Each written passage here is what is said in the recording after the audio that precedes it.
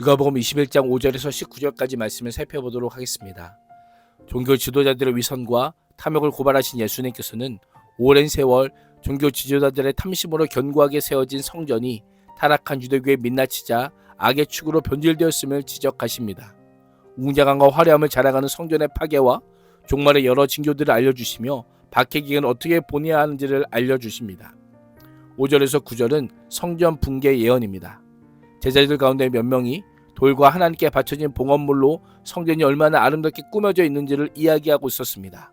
당시 직접 성전을 목격한 바 있는 유대 역사가 요세푸스의 기록에 따르면 당시 헤롯 성전에 사용된 아름다운 돌의 크기는 가로가 11.4m, 세로가 3.7m, 높이가 5.5m가 되는 엄청난 규모의 돌들로 특히 성전 입구에 있는 돌은 그 높이가 무려 12m나 되었다라고 합니다. 이토록 화려하고 아름다운 대리석 성경과 부속 건물은 오랜 세월 백성들의 세금과 눈물의 결과였습니다. 유대인들은 건물의 안전성과 그곳에 하나님이 임재하신다는 상징성 때문에 화려하고 웅장한 성전이 영원할 것이라고 믿었습니다. 그때 예수님께서 제자들에게 충격적인 선언을 하십니다.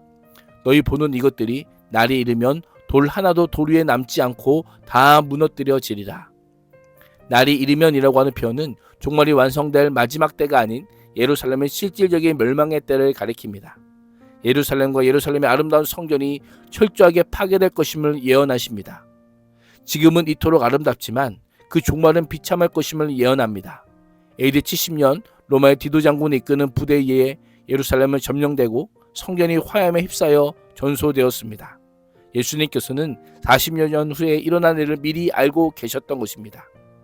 제자들이 이날과 관련하여 예수님께 어느 때 이런 일이 있겠사오며 이런 일이 일어나려 할 때에 어떤 징조가 있사오리까 라고 묻습니다. 메시아가 곧 왕국의 서막을 여실 것이라고 기대하면서 그 왕국이 곧 나타날 것을 알리라는 징조를 알고 싶었던 것입니다.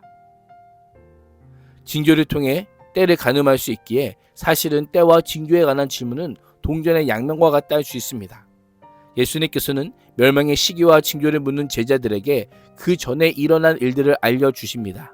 때와 관련하여 거짓 징조들이 먼저 있을 것이라고 말씀하시며 제자들에게 세 가지를 주의할 것을 명령합니다. 첫째, 미혹을 받지 않도록 주의하라라고 합니다. 때가 이르기 전에 많은 사람이 예수님의 이름으로 와서 스스로 내가 그다, 때가 됐다라고 말할 것입니다. 예수님은 제자들이 징조를 구하는 일에 매달린다면 쉽게 기만당할 수 있음을 아셨습니다. 많은 거짓 선지자들이 영적인 힘과 권위에 대한 가짜 징조를 보여주더라도 미혹과 선동에 속아 넘어가지 않도록 주의하라고 하십니다. 둘째, 제자들은 미혹하는 자들을 따르지 말아야 합니다.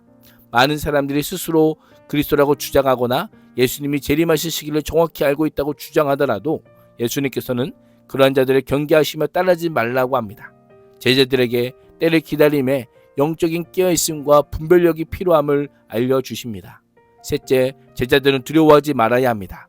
전쟁과 난리에 대한 소문을 들어도 그건 전조이지 당장 끝이 아니기에 두려워하지 말라고 합니다. 역사의 끝을 정하시는 분이 하나님이십니다. 따라서 끝은 제자들에게 두려움이 아닌 하나님의 신실하심을 확인하는 시간입니다. 우리 또한 말세의 기간 동안에 난리와 소란의 소문을 자주 듣게 될 것입니다. 끝은 곧 되지 아니라고 하는 예수님의 말씀을 기억하며 마음의 평정과 하나님에 대한 신뢰의 믿음을 빼앗기지 말아야 합니다. 무엇보다 두려워하지 않고 하나님이 창조하신 세계에 대한 통제력을 잃어버리지 않는 분이요 그 약속은 반드시 성취됨을 믿어야 하는 것입니다. 10절에서 19절은 환난과 큰 징조입니다. 이어서 예수님께서는 그때와 관련된 구체적인 징조들을 알려주십니다. 민족과 민족이 나라와 나라가 서로 대적하여 일어날 것입니다. 곳곳에는 큰 지진과 기근과 전염병들이 있을 겁니다. 유대인들이 로마를 대적하여 일어날 것이고 로마를 대적하는 국지전들이 도처에서 일어날 것입니다. 로마는 주 68년 네로 황제 이후 국도의 혼란에 빠졌습니다. 60년대 소아시아 지역과 예루살렘, 그의 팔레스타인 지역에 지진들이 산발적으로 일어났고 40년대부터 불어닥친 기근과 전쟁과 지진은 여러 전염병을 유발하였습니다. 여기서 끝이 아닙니다. 하늘에서 무서운 재앙과 큰 징조가 나타날 것이다 라고 합니다. 본문의 환란의 징조는 예루살렘 멸망 때 있을 재앙과 징조인과 동시에 마지막 종말의 예라 할 수 있습니다. 나아가 예루살렘 멸망은 물론 예수님의 승천 이후 재림 이전까지 말세 기간과 제 이름으로 이루어질 종말에 대한 복합적 예언이라 할 수 있습니다. 예수님께서는 이런 재앙이 있기 전에 제자들이 당한 일을 확실한 징조로 알려주십니다. 이 모든 일이 일어나기 전에 예수님을 믿고 따르는 제자들을 사람들이 붙잡고 핍박해 회당과 감옥에 넘겨줄 것이고 예수님의 이름 때문에 왕들과 총독들 앞에 끌려갈 것이다 라고 합니다. 제자들이 받게 될 고난은 예수님께서 앞으로 당하실 고난이기도 합니다. 행동의 주체가 기록되어 있진 않지만 예수님의 순한 예고에 따르면 종교 지도자들의 손에 의해 이방인에게 예수님은 넘겨질 것입니다. 예수님께서는 회당과 이방인 집권자들 앞에서 당하는 그 시련이 제자들에게는 예수님의 이름을 증언할 기회가 될 것이다 라고 말씀합니다. 사도행전에 따르면 제자들은 예수님처럼 법정적인 상황에 처하게 되면서 핍박은 오히려 복음에 전할 기회가 되었습니다. 핍박의 상황을 허락하신 분도 하나님이시기 때문에 제자들은 두려워할 필요가 없습니다. 권력자 앞에 섰을 때 어떤 말로 자신들은 변론할지 고심하지 말라라고 합니다. 예수님께서 친히 대적들이 대항하거나 반박할 수 없는 놀라운 구병과 지혜를 주시겠다라고 약속하십니다. 예수님께서 두려워하지 말라고 하셨지만 그것은 아무 어려움이 없다는 의미는 아닙니다. 재림의 날이 가까이 올수록 그리스도인을 향한 핍박의 강도는 점점 강해질 것입니다. 믿음과 시험의 연단은 더욱 혹독해질 것입니다. 심지어 부모와 형제, 친척과 친구들까지 우리를 넘겨줄 것이고 너희 중 몇 사람을 죽일 것이다 라고 말씀합니다. 내 이름 때문에 너희는 모든 사람에게 미움을 받을 것이다 라고 합니다. 이때 요구되는 것이 무엇입니까? 바로 인내입니다. 오래 참음입니다. 마지막까지 최후까지 끝까지 믿음과 신앙을 지키는 것입니다. 인내하는 자는 머리카락 하나도 잃지 않을 것이다. 하나님의 온전한 보호 아래 있을 것을 확실하게 보증하시며 인내로 영혼을 얻는다라고 약속하고 계십니다.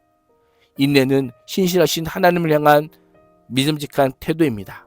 예수 그리스도의 복음은 고난 없는 복음이 아니라 고난을 통과한 복음임을 잊지 말아야 합니다. 오늘 하루도 외형에 현혹되거나 거짓에 미혹되지 않고 핍박에 굴복하지 않는 그리스도인으로 마지막 때를 인내로 사는 참제자가 될 수 있기를 주님의 이름으로 축복합니다. 기도하겠습니다. 하나님, 모든 것이 흔들리고 깨어져도 마지막까지 진리의 말씀 위에 굳게 서서 흔들리지 않고 인내함으로 구원함을 얻는 은혜를 허락하여 주옵소서. 예수님의 이름으로 기도합니다. 아멘.